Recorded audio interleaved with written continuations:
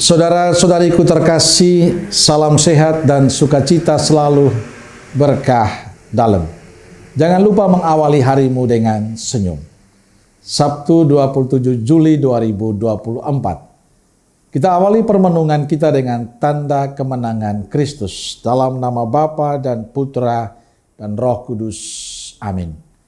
Permenungan kita diambil dari Injil Matius bab 13 ayat 24 sampai 30. Yesus membentangkan suatu perumpamaan lain lagi kepada mereka.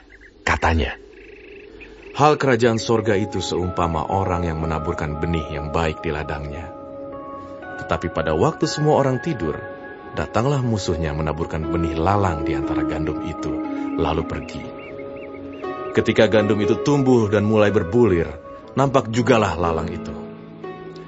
Maka datanglah hamba-hamba tuan ladang itu kepadanya dan berkata, "Tuan, bukankah benih baik yang Tuan taburkan di ladang Tuan?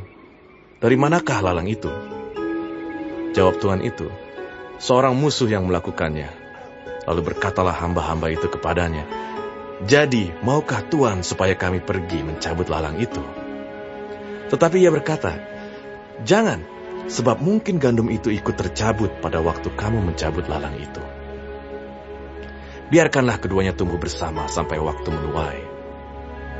Pada waktu itu, aku akan berkata kepada para penuai, kumpulkanlah dahulu lalang itu, dan ikatlah berberkas-berkas untuk dibakar. Kemudian kumpulkanlah gandum itu ke dalam lumbungku." Saudaraku terkasih, dalam Injil hari ini kita mendengar Yesus bicara tentang kerajaan surga. Kerajaan surga itu seumpama seorang yang menaburkan benih yang baik di ladangnya. Tapi pada waktu semua orang tidur, datanglah musuhnya menaburkan benih lalang di antara gandum itu. Lalu pergi. Ketika gandum tumbuh dan mulai berbulir, tampak jugalah lalang itu.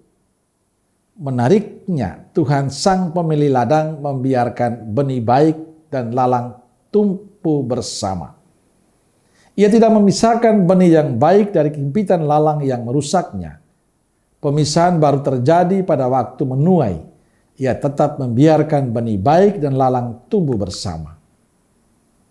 Sabda Tuhan hari ini menunjukkan realitas kehidupan kita.